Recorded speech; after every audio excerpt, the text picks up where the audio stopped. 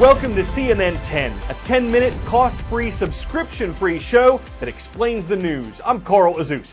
There's been a shakeup in the Trump administration. Michael Flynn has resigned as White House National Security Advisor after less than a month on the job. Flynn is a retired lieutenant general with the U.S. Army. As National Security Advisor, he was responsible for giving President Donald Trump guidance on U.S. intelligence and ways to protect the country. Why did he resign? Late last year, while former President Obama was in office, Flynn had phone conversations with the Russian ambassador to the United States. In those calls, according to the Washington Post, Flynn discussed recent sanctions, penalties that the Obama administration had levied against Russia. It's illegal for unauthorized private American citizens to negotiate with foreign governments on America's behalf, and at the time of the phone calls, Flynn was not yet National Security Advisor. Law enforcement and intelligence officials say it doesn't look like Flynn broke the law, but the White House says there was a trust issue. Apparently, Flynn misled Trump administration officials by initially telling them that he had not discussed sanctions with Russia. In his resignation, Flynn said he unintentionally gave incomplete information to Vice President Mike Pence. The job of National Security Advisor is not an official cabinet position, so the president doesn't need Senate approval to replace Flynn. Following up on the North Korean missile launch we told you about Monday, U.S. officials say the weekend test showed the communist country's missile program has become more advanced and more dangerous. But they also say that America and its Asian allies have defense systems in place that can shoot down North Korean missiles. This missile launch by North Korea is the first on President Donald Trump's watch. It's also the first in almost 4 months. We had seen relative restraint from Pyongyang since just before the US election. It was an intermediate-range missile with improvements. North Korea says that they used a solid fuel engine as opposed to previous times when they used liquid fuel. This is an assessment that was also backed up by South Korean officials. So what does that mean? It means there are strategic advantages. It means this launch can be made faster as there's less preparation time that is needed. It also means that it could be a mobile launch, making it far more difficult to detect and track. And North Korea calls it the Pukguksong-2, a surface-to-surface strategic missile which it claims can be tipped with a nuclear warhead. It is a step forward for Kim Jong-un, who is said to have personally directed this test launch. And it also, according to experts, is an important development at a time when the Trump administration's North Korean policy has yet to be laid out. But that policy could be taking shape. At the United Nations, where North Korea's missile program is considered illegal, U.S. Ambassador Nikki Haley said, quote, "It's time to hold North Korea accountable, not with our words, but with our actions." And she appeared to criticize China for its support of North Korea. Though China has gone along with the UN Security Council's sanctions against North Korea in the past, it's also resisted making them stronger. Why? China is North Korea's only major ally, and their relationship is, in a word, complicated.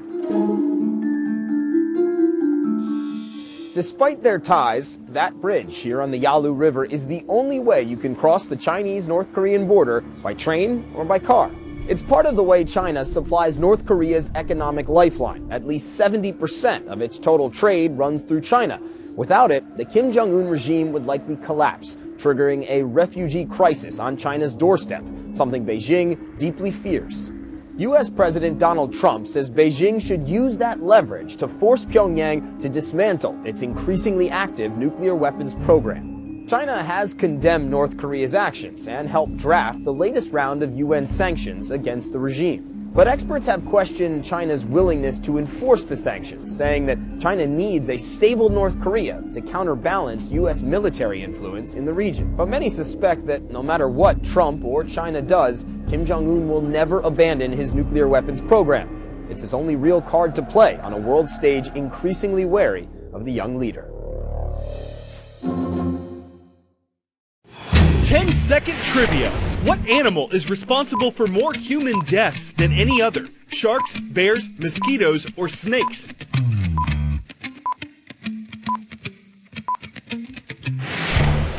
Because they carry diseases like malaria, mosquitoes are considered the deadliest animals on the planet. How deadly?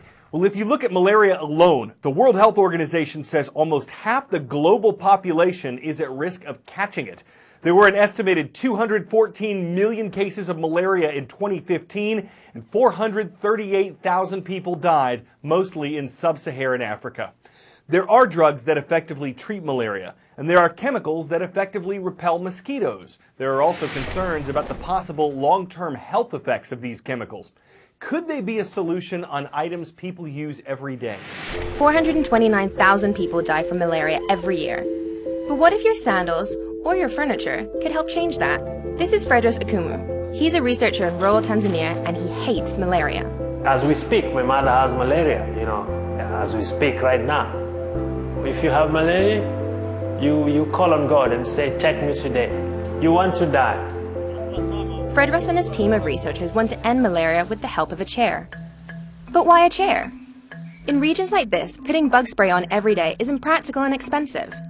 And it's unlikely you'll use a mosquito net when you go to work. Fredros' solution? Put repellent on objects that people can't live without. This chair's secret weapon, a super absorbent fabric dipped in a very strong repellent that lasts for 6 months. It's different than the standard repellents because it is a wide area repellent. So, if you're wearing DEET, it will protect you for sure, but it won't protect him. It won't protect the guy next to you. It is very short range. We have started using versions that protect people in long range. The repellent is so strong that it needs to be put under the chair because direct daily contact wouldn't be good for you. They're fine-tuning it here, working out details like how strong the repellent needs to be. Assuming 2 years down the line we are successful, what is going to happen is that you have round-the-clock protection. And if the team achieves that, then the sky's the limit.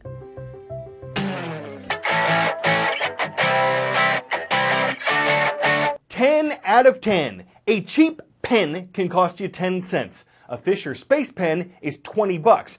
Part of the reason is the mileage. The cheapo one will write for about 2 miles. The Fisher is advertised to go for 30. But that's not the only reason it might be a better choice in space, assuming for some reason you don't want to bring a pencil.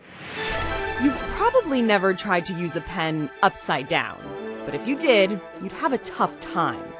Now imagine you're in outer space, where there's no gravity at all. What do you do?